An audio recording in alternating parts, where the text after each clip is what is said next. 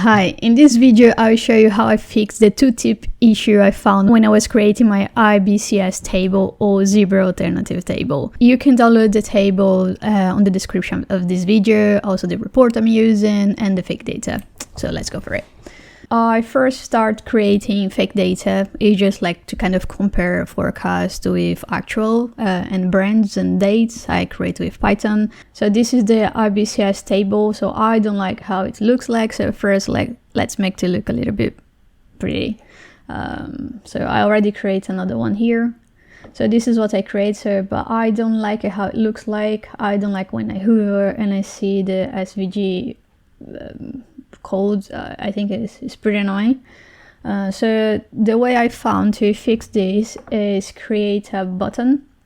So I'll create a blank button and I will hide my table. So I'll leave this. There we go. So I'll let this be here so the person can go from one place to another to hover, and also leave in the brand so the person can filter, and also leave the dates on top so you can also filter by the dates. But I'm covering everything now. So on the style of the button, I'm removing everything.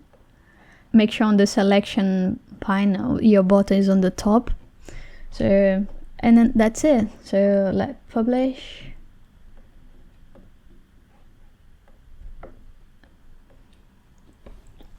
And that's it, pretty much. Let's wait to publish.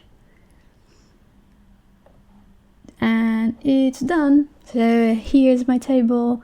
I don't see anymore the SVG code.